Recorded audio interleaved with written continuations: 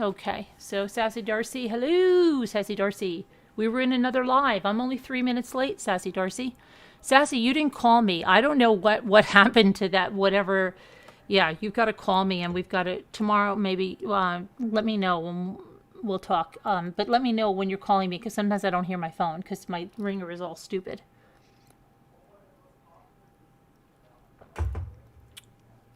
Okay, we'll let everybody come on in. You took photos of the jail she's in when we went to drop off for cycling. Really? She's in a jail called CJC.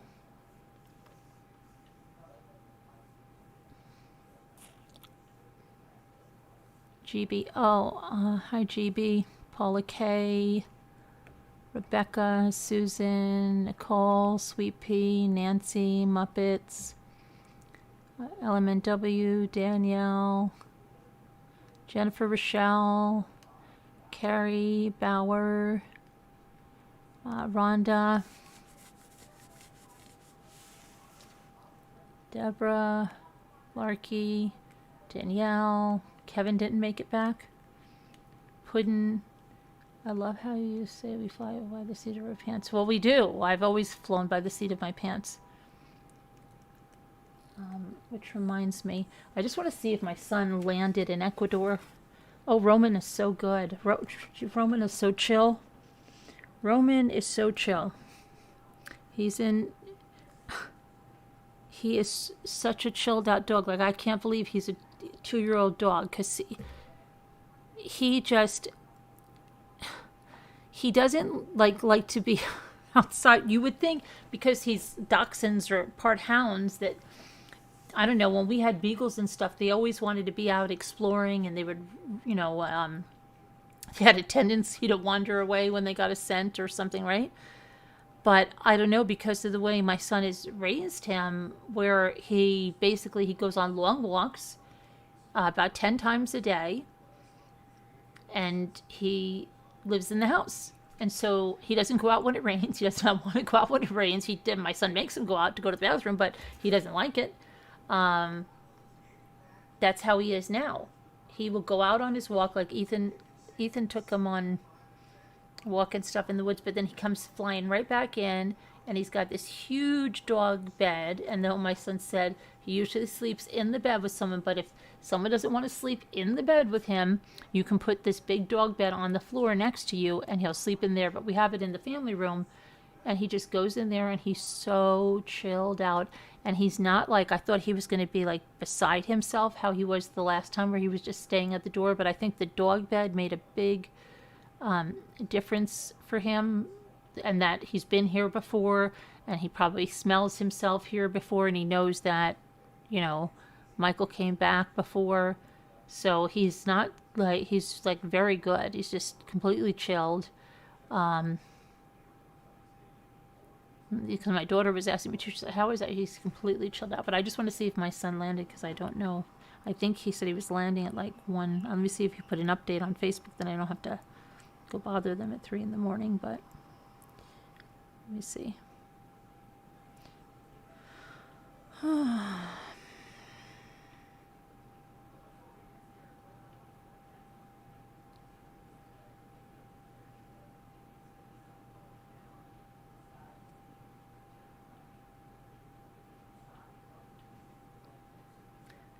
Did you land? Okay.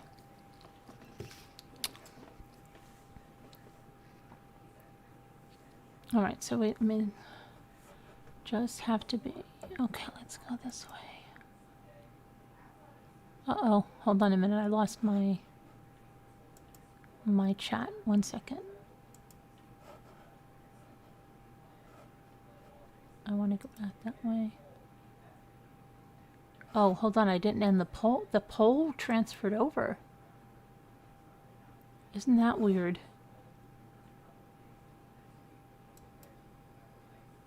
Or maybe not.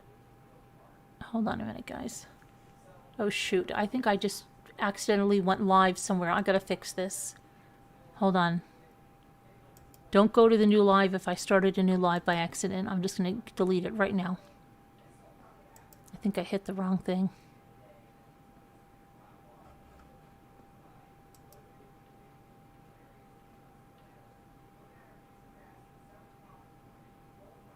Okay, no, it looks like I just have one live. Okay, that's good.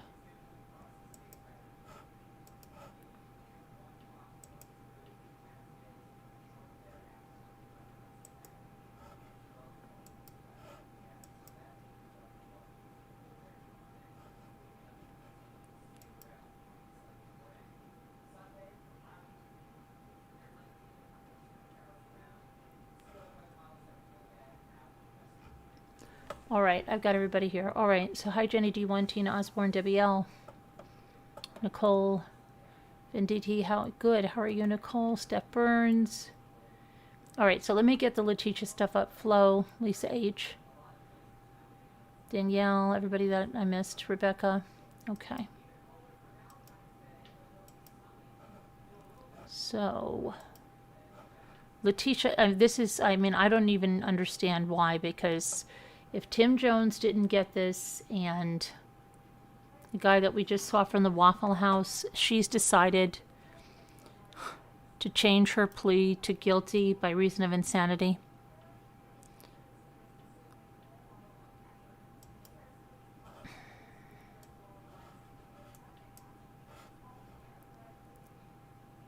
So, if you don't know Letecia Stauch, she's been charged with the murder of her 11-year-old stepson, Gannon Stauch, who disappeared January of 2020. I can't believe it's 2 years.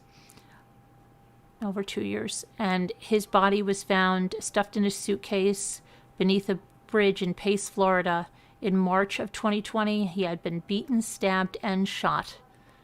And she faces multiple other charges, including child abuse resulting in death, tampering with the deceased human body, and crimes of violence. And her story was just so changed like crazy. She had, men coming to the house, and then she had men cornering her in her car, and these names that she made up. And it was insane, giving interviews to the news that, she didn't do anything, and just a really bizarre person. She wanted to represent herself at one point. Her peanut butter was talking to her, giving her threats at one point. It's just been a crazy case and heartbreaking, in that Gannon Stauch was such a sweet little boy, and for some reason she just killed him in the most horrible way. There was so much blood in his room that seeped through the carpeting onto the concrete floor.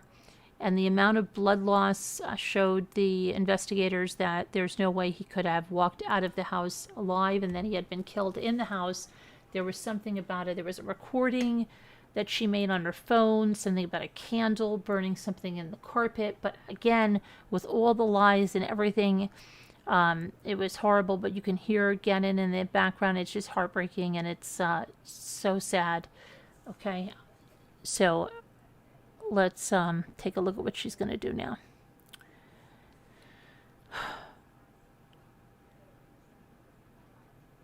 The trial has been put on hold after the judge accepted a motion from her attorney to change her plea to guilty by reason of insanity.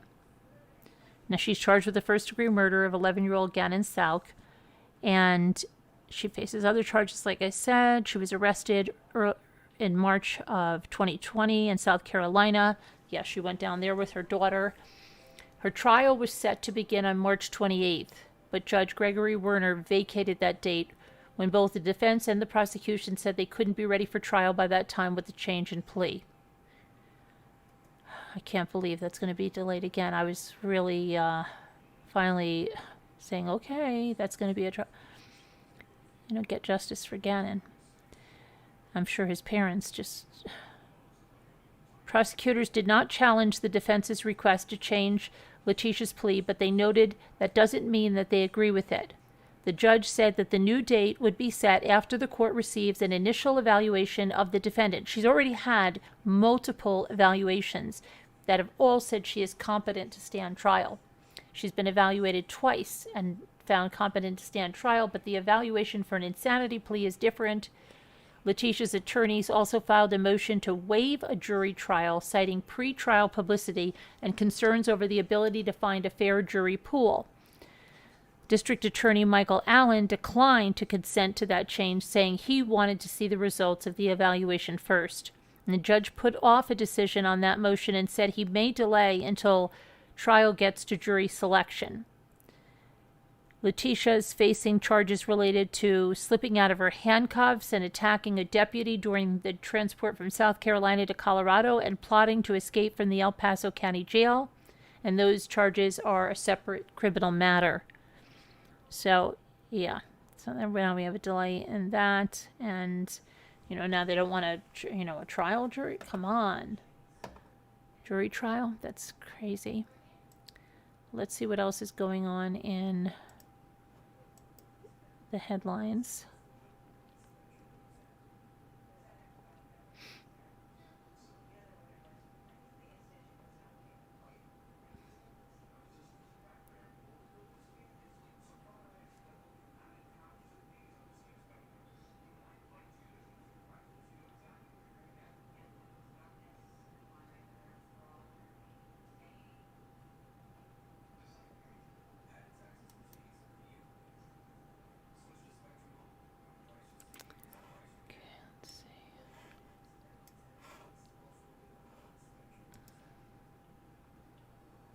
So a grandmother on Long Island helped to capture a suspected scammer. Jean Ebert, who's 73 and a former 911 dispatcher, received a call from a man claiming to be her grandson, who was in jail for a DUI, and said he needed $8,000 for bail. The problem is that the woman's grandchildren are not old enough to drive. This sounds like those letters you get where they send out a whole bunch of letters and they just say, oh, I'm here on vacation and something happened. I just need this $25 if you could wire it over here for something, you know what I mean?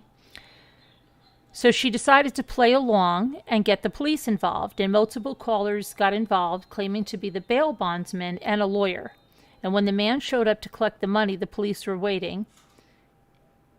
The grandmother handed the man an envelope full of paper towels, and the police took him down right there outside the house.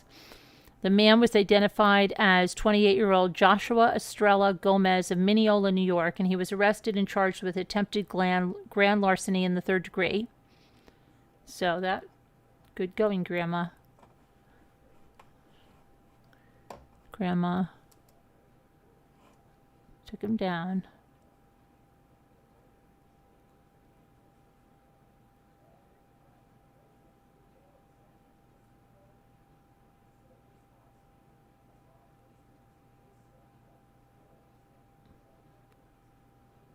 And then we have something, let's see, this one.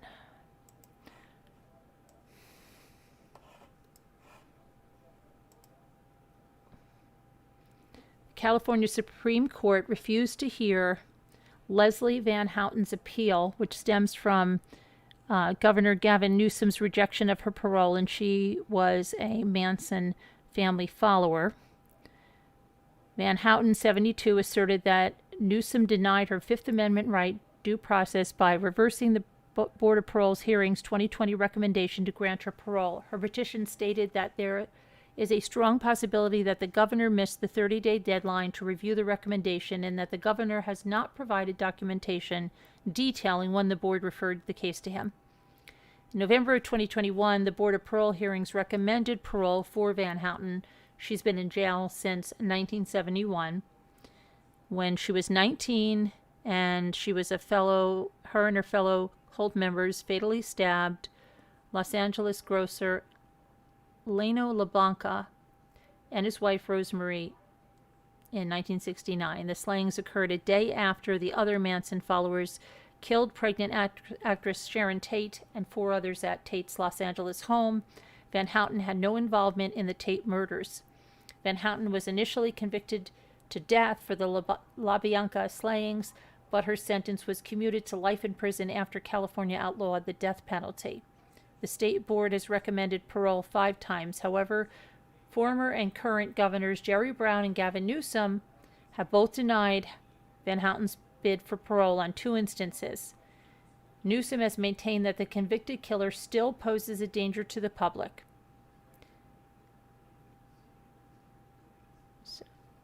She stays.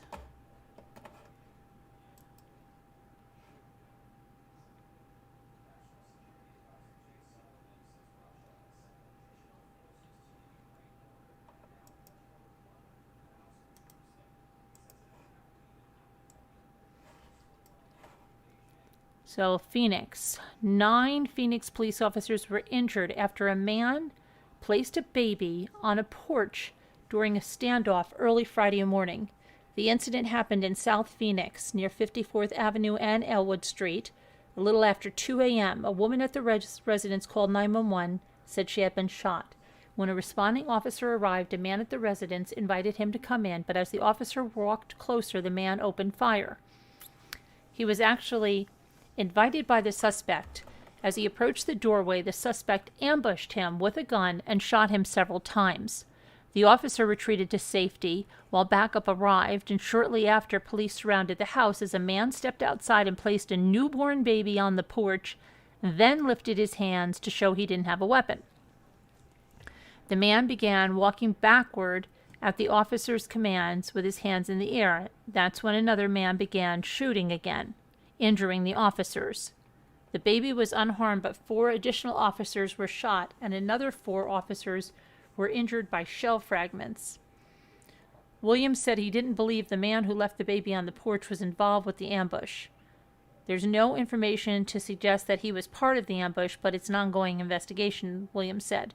When police gained entry to the home, they found a man inside deceased from an apparent self-inflicted gunshot wound. The woman who made the 911 call was also inside the residence, and she was injured from a gunshot wound. Investigators are still trying to piece together how the people involved are connected. This is senseless. It didn't need to happen, and it continues to happen over and over again, Williams said, referring to other instances of police officers getting shot. This is a developing story, and there will be additional updates.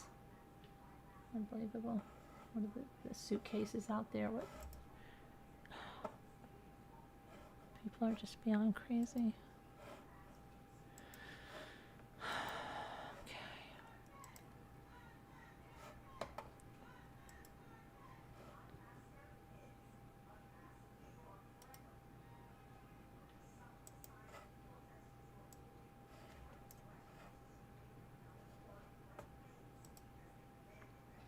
23-year-old woman was found deceased in her apartment, and police have named her fiancé as the prime suspect in her apparent murder.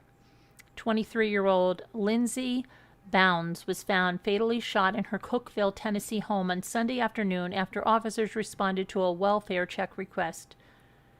It's unclear who requested the check and why, but she was pregnant at the time of her death, and police have since taken her fiancé, Christian Luna, into custody after he was captured in Louisiana. He's the only suspect in her death at this time. Now, her sister, Bianca Hollick, told the news that she spent time with her sister and Luna earlier Sunday, and there was no sign of the violence to come. I was with them that Sunday morning. I talked to both of them, and everything seemed fine. I was the last person to see my sister alive. At first, I was like, there's no way he's involved in this. Like, there's no way that he's done something like this to her, and I thought something had honestly happened to him as well. Now, the victim's sister says that Lindsay and Luna, who had been together since the summer of 2021, had experienced relationship challenges but appeared to be working through them, and she expressed shock over this apparent homicide. And I quote her saying, "I'm just screaming, no, no, no, this can't be true. My sister's gone. My sister's dead. She was just so kind. She never met a stranger. She loved everyone. Oh my gosh, she had the biggest heart. She always had a smile on her face. You couldn't bring her down for long." After finding Lindsay fatally shot, the Cookeville authorities issued a warrant for Luna's arrest, and he was captured and taken into custody Monday morning in Carencro, Louisiana. He's expected to be transferred to a facility in Tennessee sometime within the next few weeks.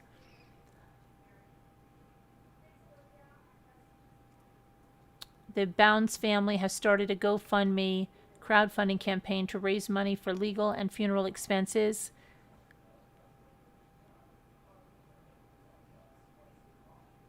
Authorities have not yet commented on a possible motive. So, yeah. That's sad, very sad. Understand these people.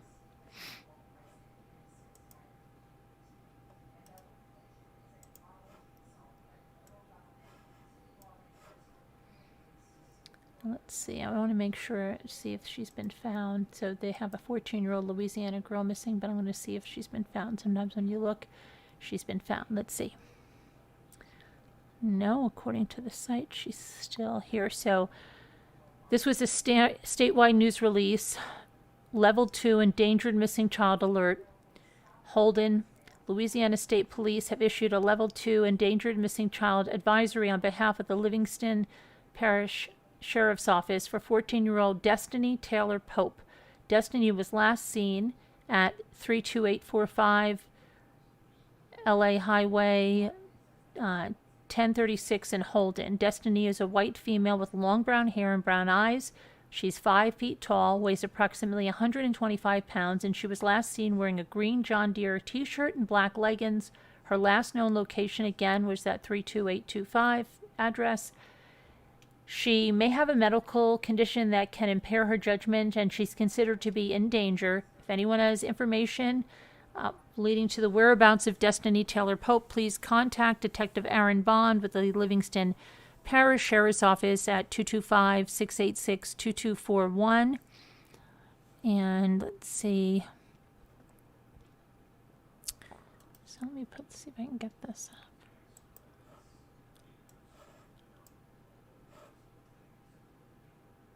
There's the information. I'll put that on the screen for a second. Hopefully she'll be found.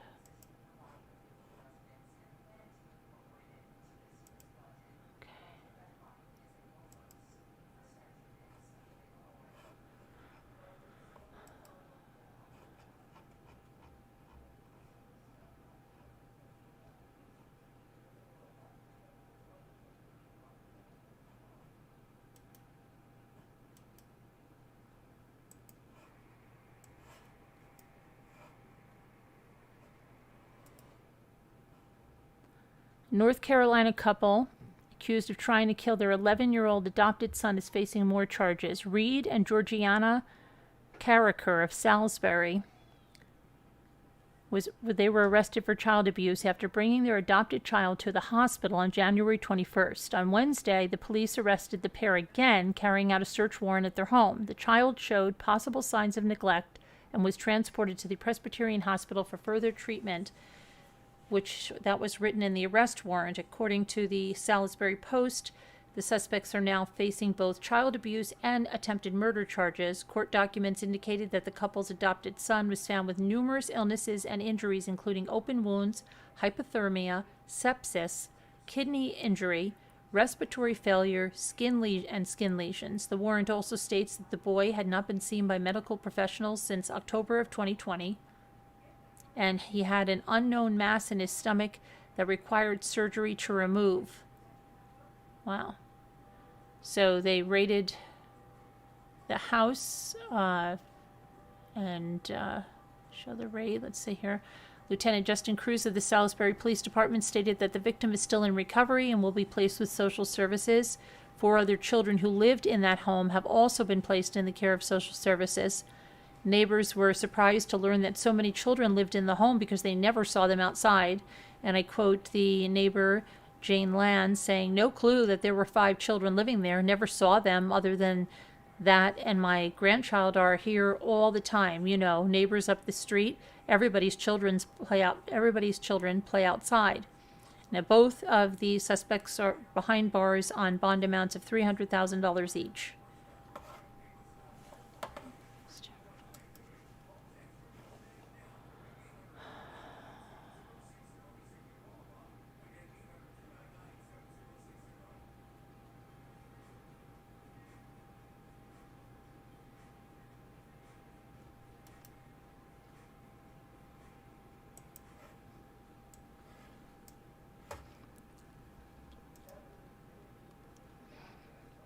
On Tuesday, a Florida man reportedly killed his 2 young children before taking his own life.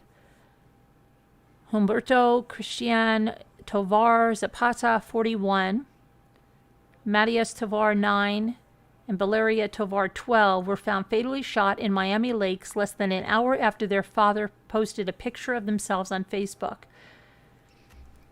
The man's mother said that her son suffered from bipolar disorder and that his wife and he and his wife separated in August. The Miami-Dade police spokesperson, Alvaro Zabaleta, said Tuesday that this murder-suicide stemmed from a domestic dispute, and Zapata's estranged wife was home at the time, but she was unharmed. Yeah, unharmed physically, maybe. Witnesses reportedly overheard the wife screaming outside the residence when she discovered the 3 bodies near a canal.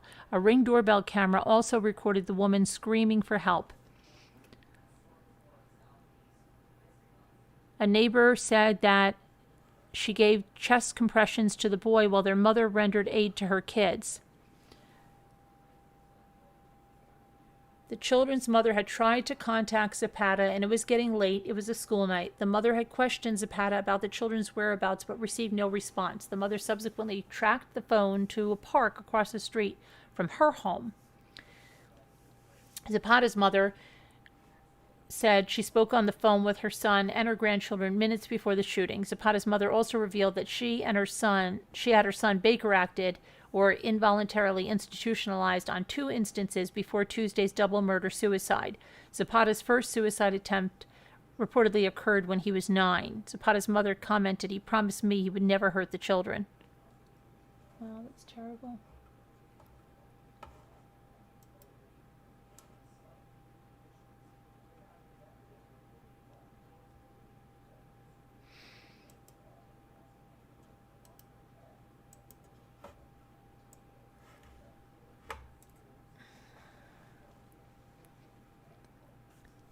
So that juror in the Scott Peterson trial will be granted immunity when she testifies in a San Mateo courtroom later this month. Rochelle Neese, Strawberry Shortcake one, is accused of lying on her juror questionnaire for Peterson's 2004 trial. She's been accused of not disclosing that she had filed a protective order against her boyfriend's ex-girlfriend, whom Neese said was stalking her. She also did not disclose that she had been a victim of domestic violence. Peterson's attorney accused Neese of intentionally lying to get on the jury to convict the accused husband. The hearing could be a pivotal moment in Peterson's bid for a new murder trial. So we'll see what happens there. So she's been granted immunity.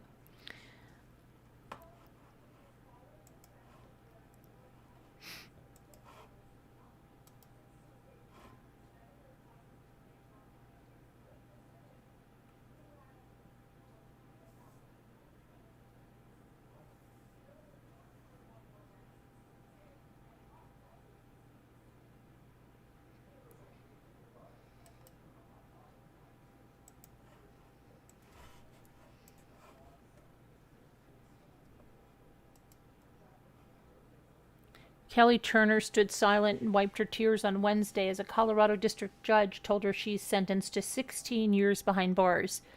Judge Patricia Herron sentenced Turner to serve her time in a Denver prison on convictions of child abuse and negligence that caused the death of her daughter Olivia Gant in 2017. Turner did not speak during the virtual hearing but had already acknowledged guilt last month. She was previously charged with first-degree murder, forgery, and attempting to influence a public servant, and those charges were dropped after she pled guilty to negligent child abuse along with felony theft and a charitable fraud in January of 2021. Now, Herron also ordered that Turner cannot profit in any way from her deceased daughter's case, and I quote her as saying, "Whether that be because of a movie consultation, book consultation, or book deals, the order is Ms. Turner shall not and will not for the rest of her life be allowed to benefit further financially from this case or the facts connected with this case. Any money made from this case will be donated to charity," the judge added. And we've talked about this case, and I believe she had another daughter as well. Turner previously claimed that Olivia was diagnosed with a neurogastrointestinal encephalomyopathy. And according to the National Institutes of Health, the disease attacks body parts, particularly the nervous system and the digestive system. She also said that Olivia was autistic, had seizures, a tumor, a misshapen head, a brain malformation, and developmental delays. That's all according to the arrest affidavit. And after reaching the attention of the national media, Olivia rode in a police car. She fed sharks. She got to play fireman while shooting water at a fire. She gained media attention as she checked off her bucket list while battling a supposed terminal illness. But prosecutors, however, said that behind the scenes, Turner was lying and devising an ominous plan to kill Olivia.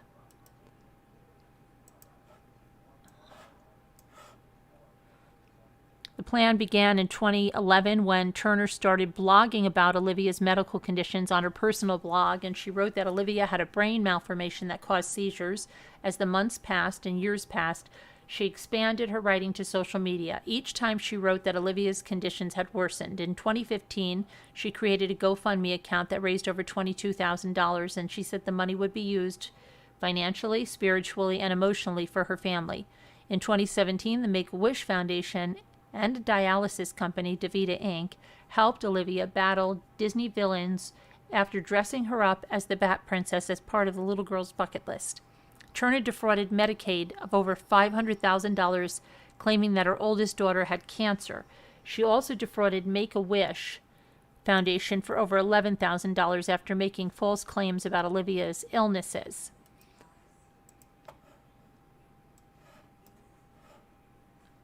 On August 20th, 2017, Olivia passed away, supposedly from intestinal issues, but authorities said back then that Turner was responsible for the little girl's death.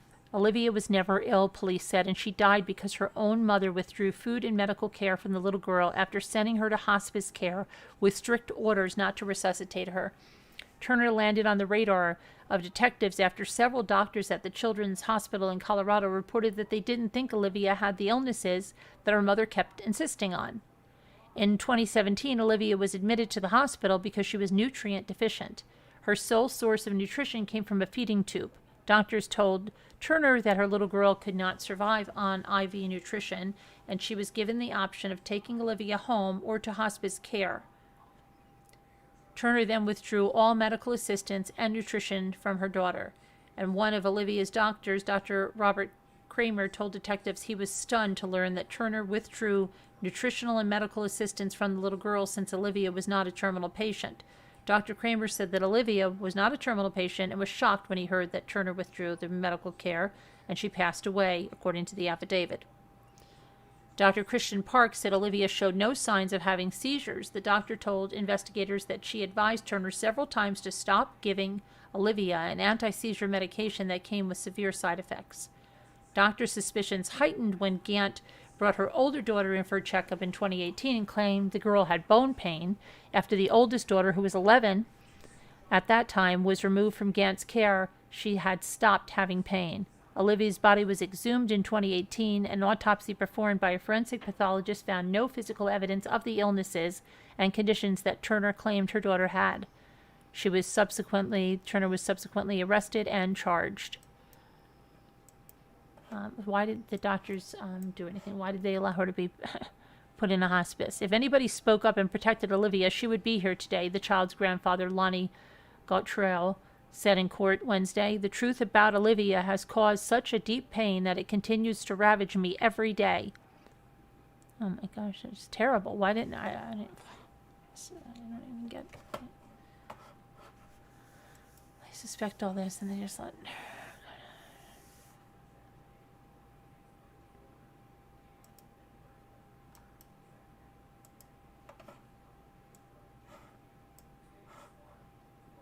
An Italian woman with no known family members was found dead inside her home, where she apparently had been deceased for the past 2 years.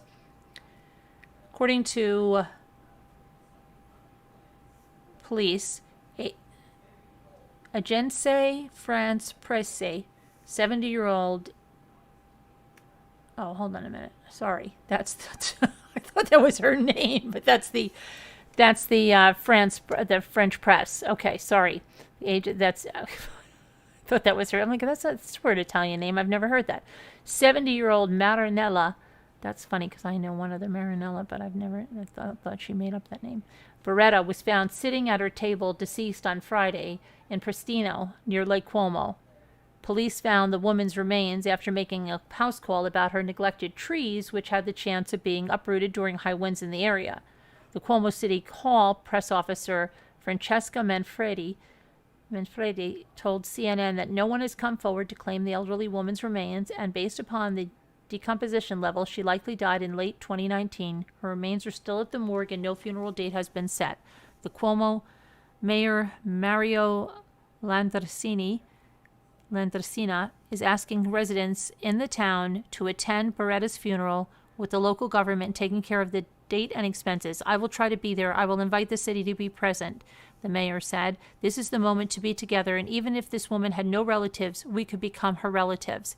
Italy's Minister for Family and Equal Opportunities, Elena Bonetti, reminded people that remembering Beretta's life is the duty of a community that wants to remain united. What happened to Marinella Beretti in Lake Como? The forgotten loneliness hurts our consciousness, she said. Take care of each other is the experience of families, institutions, of our being citizens. No one should be alone. Although police opened an investigation into Beretta's death, she's believed to have died for natural causes. That's sad, but nice that they're going to do something as a community for her.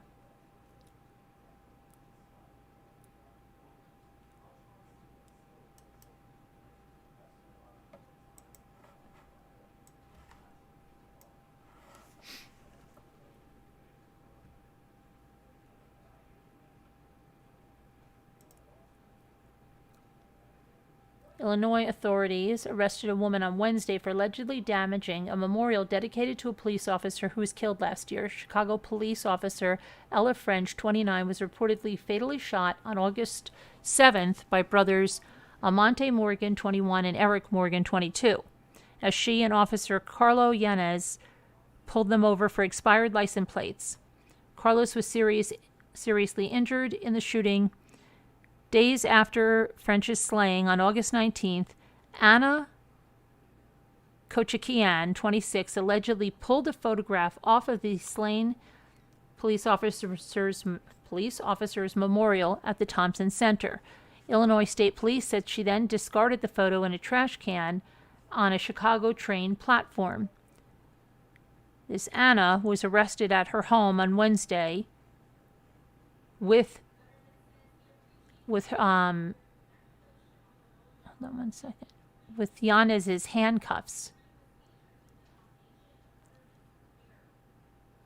The offender was arrested using the handcuffs of Officer Carlos Yanez Jr.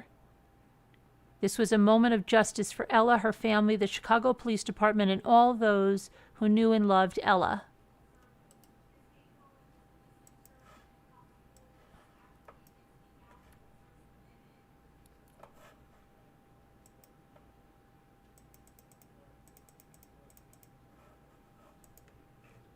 Okay, so that's interesting there, yeah.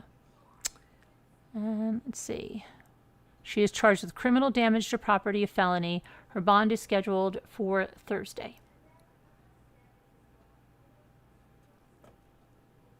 Okay.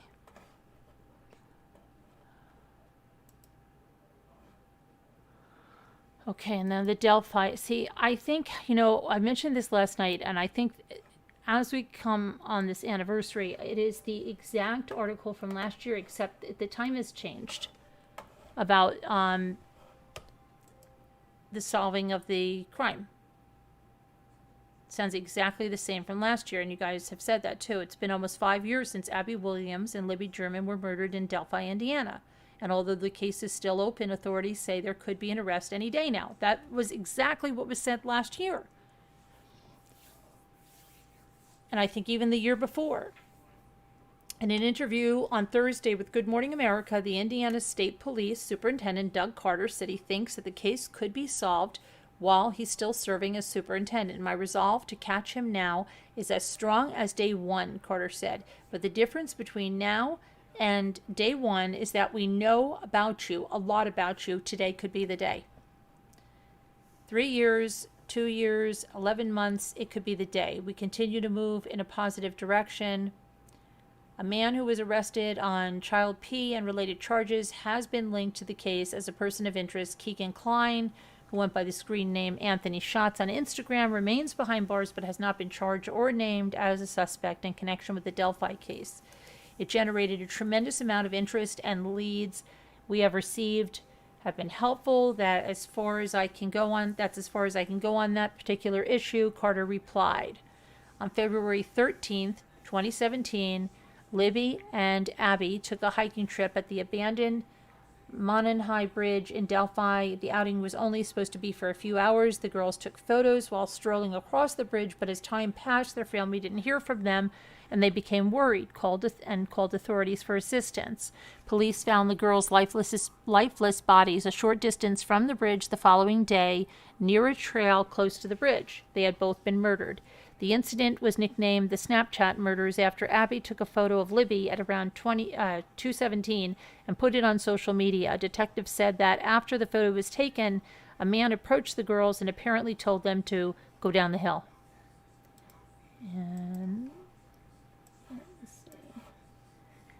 one of the girls, likely sensing danger, recorded the man's voice on her cell phone. She also managed to take a photo and record a small clip of the suspect. Although his face isn't clear in the picture, it was enough to give authorities a general description. Since then, they've been pouring through thousands of tips.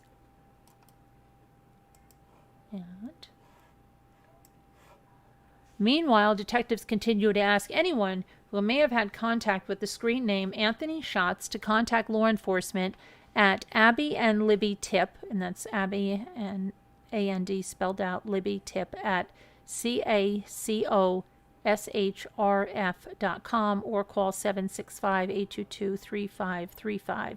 Klein was arrested in 2020 and charged with 7 counts of child exploitation, 17 counts of child P, and 1 count of soliciting a child for, 3 counts of obstruction of justice and 2 counts of synthetic identity deception. Heavily redacted court documents say that state police and the FBI encountered Klein in 2017 while conducting a search warrant in Peru, Indiana, and that's when they discovered the Anthony Schatz profile soliciting minor girls online.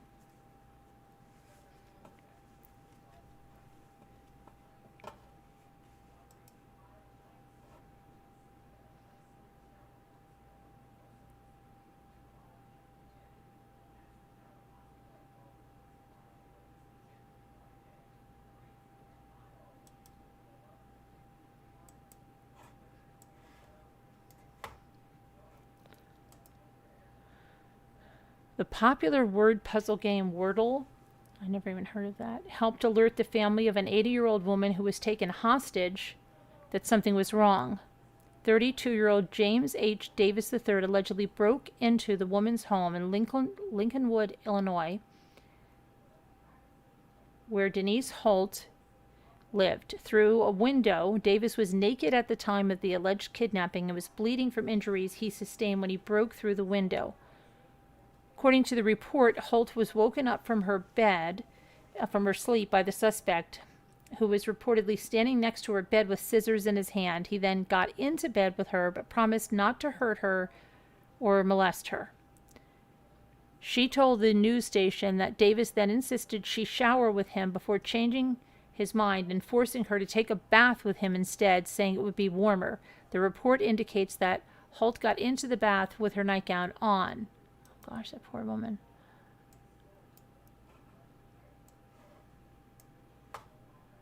After taking a bath, the suspect allegedly dragged Denise around her house, leaving trails of blood. He reportedly disconnected phones in the home and appeared to threaten her with knives from her kitchen. He took 2 knives from my kitchen. He told me he liked those, she said. He ultimately took the hostage into the basement bathroom and he barricaded the door. She remained there for 17 hours, doing as much stretching and exercising as she could. I didn't think I was going to live. Her family members became concerned when they noticed their mother wasn't reading text messages, and Holt's daughter, Meredith Holt Caldwell, had expected to receive the results of a daily word game that her mother and her had regularly shared with her. I didn't send my older daughter a Wordle that morning, and that was disconcerting to her. The woman's concerned relatives eventually contacted the Lincolnwood police, who responded to the home. A standoff with the suspect ensued. SWAT agents ultimately subdued Davis by using a stun gun through the window. Holt, who was not physically harmed, expressed her gratitude for the actions of the responding officers. I'm very lucky, she told CBS Chicago. Davis, who police reportedly believe suffers from mental illness, is in custody on felony charges of aggravated kidnapping while armed with a dangerous weapon, home invasion with a dangerous weapon, and aggravated assault against a peace officer. Wow.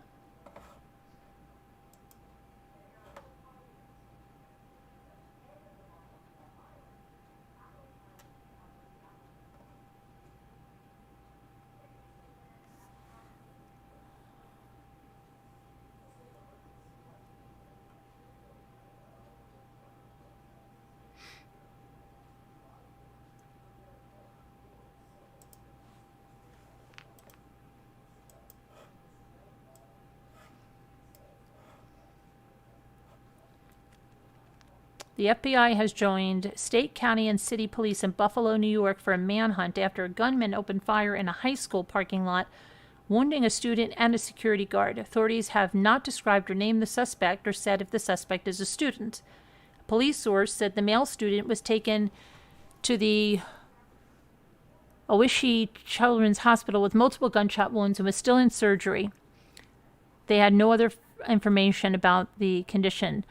The security guard was shot in the leg. Spokesperson Michael J. DeGeorge said during a media briefing outside McKinley High School. The Deputy Police Commissioner, Joseph Gramaglia, said that there was no suspect in custody and detectives were aggressively working the case. Gramaglia said the shooting took place at about 3:45 p.m., about 20 minutes after classes let out. Some kind of dispute took place, and an individual pulled a gun and fired multiple shots. Officials immediately locked down the school while officers went through the building to ensure that it was safe, and about 100 staff and students were still inside at the time. By 6:30, the school had been downgraded to a shelter-in-place while police and school officials worked to release the students to their parents. Students inside the school had reached parents by phone and said the school was providing them dinner while they waited. The Buffalo School Superintendent, Dr. Kreiner Cash, said the school will switch to remote learning at least until the end of the week, possibly through next week.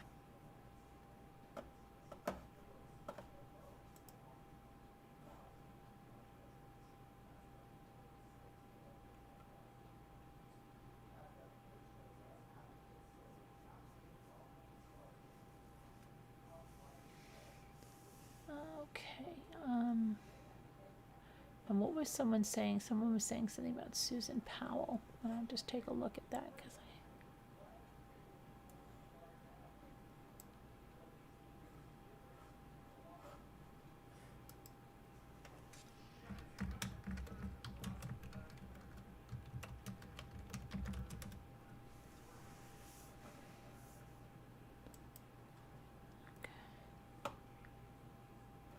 let's see.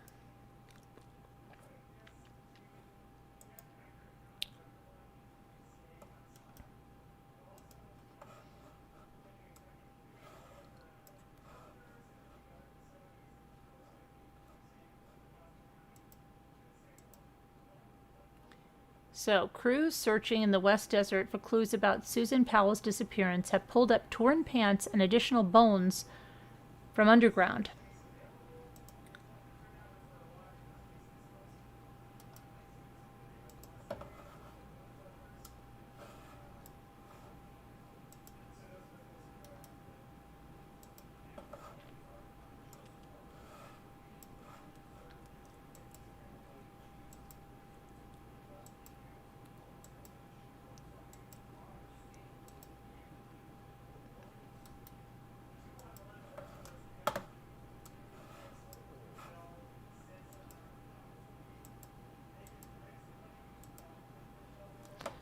Let me see here. Come on. Crews searching in the West Desert for clues about Susan Powell's disappearance have pulled up the torn pants, additional bones from the underground. The team, led by the Utah native Dave Sparks, has spent the past 8 days at the site pulling up debris from a mine where they believe Susan Powell's remains could be. Now, Sparks said, and I quote, "I sent some of the pictures of the bones to Chuck Cox," referring to Susan's father, "and he took them to a bone expert. They know, actually, two. The first expert, based off information, said that it was animal bones, and the second said that they were human bones, so we don't know. He also said that Cox wants to come and see the pants that they pulled up from the underground. Sparks' interest in the mine started when he got a tip about some suspicious activity at the site around the time Susan Powell went missing in 2009. Sparks and his team believe that Susan's husband dumped her body down the mine and then lit it on fire, and they also believe that he returned to dump more and more debris over the top of her to deter people from searching. Around the time that she disappeared, 2 men that Sparks hired who explore mines in the West Desert claimed that this particular mine had a wooden A-frame structure on top. A few months after her disappearance, they went back and the A-frame structure had collapsed and was sent down the mine too. The men strongly feel that Susan is underneath all the debris.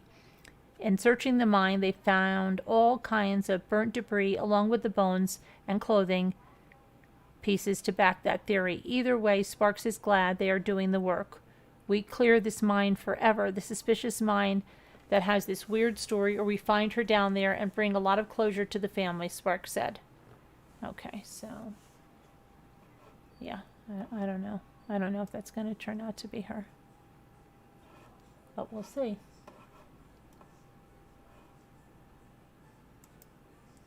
Okay, and I think I'm going to say, let me see. Hold on a minute.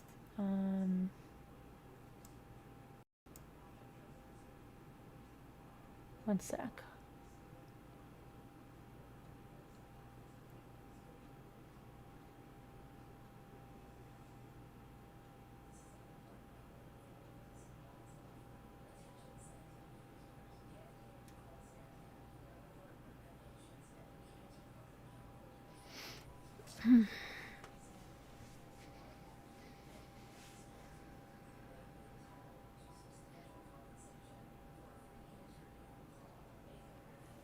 Okay, let me go back to the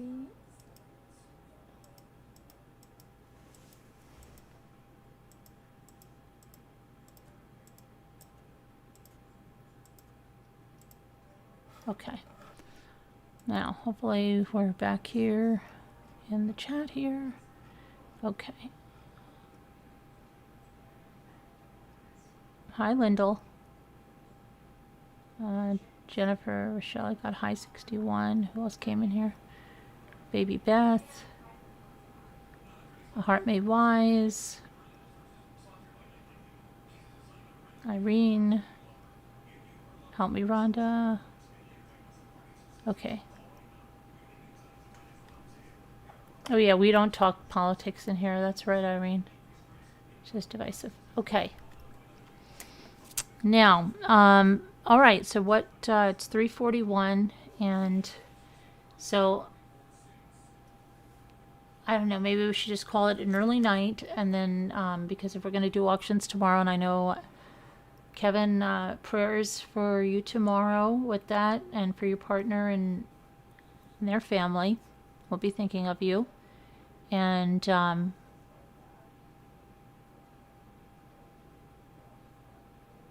hi, Kristen. But I know we just got to work tomorrow, but I think that's probably the best thing to do, right? So everybody can get some sleep, hopefully. Oh, okay, Marianne. I don't know. I just saw some comments. It's okay. It's all right. All right, but we'll be back again someday. Okay, no, we'll be back when the day is new. Oh, let me check my son. Thank you, Janelle. Thank you. Let's see. I know he was going to get there very, very. It was either 1 o'clock or 3 o'clock in the morning or something. Yes, just landed 30 minutes ago.